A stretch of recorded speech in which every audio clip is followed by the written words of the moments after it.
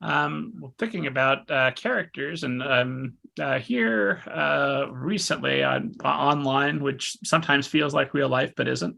But it seems like there's been an overwhelming emphasis on authenticity, on writing only a character that could possibly be you. Which, Yeah, how boring! Esteemed oh, audience, terrible. I've seen everything interesting in my life on this show. I don't have anything else.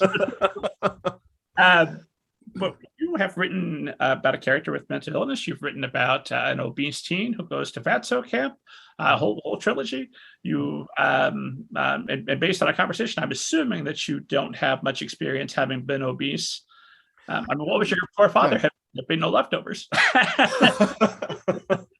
Well, I became relatively obese in my old age. I'm actually on a pretty rigorous diet. I suddenly hit 100 kilograms. What would that be in American money?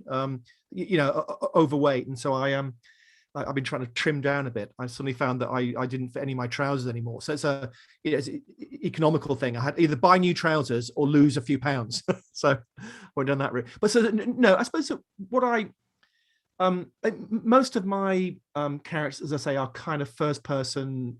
Most of my books, first person narratives, and as long as I can get into that head, then I'm fine. But I think I do need. I completely take your point about I think that the glory of writing diverse characters. But for me, kind of a Venn diagram like effect. I need some connection with me. So yeah, I wrote about an obese teenager. But there was enough of an overlap with my own world for that to be fine. I can make the small leap then into that obesity. Same with mental illness. I don't have paranoid schizophrenia, but like many of us, I've struggled with mental health in my life. So there's enough overlap there to make that connection. But also, as well as being a teenager with mental health issues, he's still a teenage boy. So there's enough of that core there as well. So for me personally, because of that whole way into the book and me writing first person narratives, I think I do feel I need a connection. So I don't think I could write about a black kid in inner city London. They're just being brought up now. I just haven't got that overlap with that character. Now I'm delighted for other people to do that, but for me, I need a tether between me and that character. But I have written from a female point of view, and I've written from many animal points of view. That is interesting process when you're thinking from the person perspective of a wolf. Yeah. I mean, do you have your dog there at the house? I'm assuming you do obviously lots of research, but how do you put yourself in the head of, I mean, obviously, ultimately, this is a book that's going to be enjoyed by humans. If you could actually communicate with a wolf, they might read your book and go, no, that's not it at all. Fortunately, since that's not a possibility, how do you get yourself in the head of a wolf character? Yeah, that's a great question. Well, in the whole, this is partly in the broad genre of animal fantasy. And within that broad genre, you've got books like Call of the Wild, where the animals are depicted realistically. Then you have books like Watership Down, where it's rabbits, but they basically speak like people.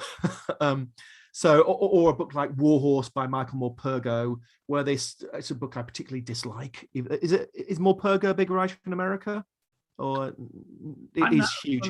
I haven't read him. Okay, it's huge here. But anyway, his animals are like Socrates. They're almost infinitely wise and eloquent.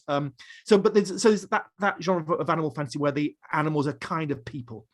And then you've got the Call of the Wild where the animals are realistically depicted. And this book's much nearer to the Call of the Wild.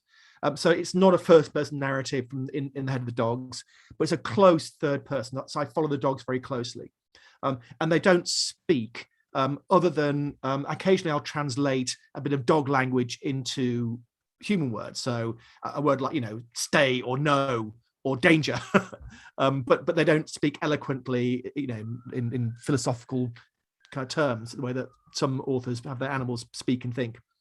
So to get into that world, I did a vast amount of really interesting research about the world of dogs and wolves, about the language, about the pack interaction.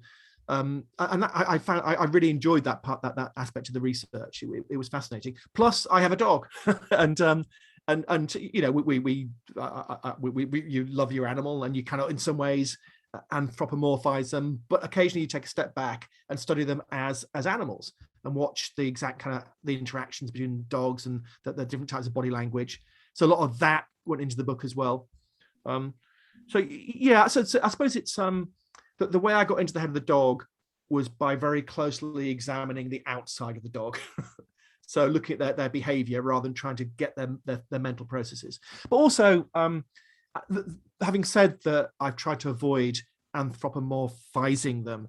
At the same time, there are human elements to their thought processes. You know, I want the readers to feel very close to these canine characters, and that does involve, to an extent, making them slightly more human than perhaps nature would allow. One of the best pieces of advice I ever got about writing animal characters, or any animal character, or any type of character that's not human, was from science fiction author Hugh Howey. Been on the show twice, esteemed audience. Go check the back end one. But he talked about writing about aliens, and he said there's a danger in making them so alien that we can't relate to them. And since the aliens, so far as we know, aren't reading the book, we better concentrate on our primary work. That's great advice, yeah. But also, well, I suppose as I said, to begin with, the wolves are the bad guys here. I mean, later on, there's a kind of coming together of the wolves and the dogs, and so you see it more from their point of view. But you know, often, certainly in Europe, I'm guessing in America as well, is a tendency to romanticize wolves because they are this incredibly impressive species, intelligent, complex, a really keystone species in lots of environments. But the life of the wolf is brutal. You know, that the commonest way for a wolf to die is to be killed by other wolves, killed and generally eaten. So you know, wolf packs can be brutal places, and so I did want to get some of that brutality and that nature red in tooth and claw aspect into the book as well. I'm sure I had another point there. What was I trying to say? Yeah, about how. So yeah, the wolves to begin with are very much the other, whereas the dogs are kind of the us in that world.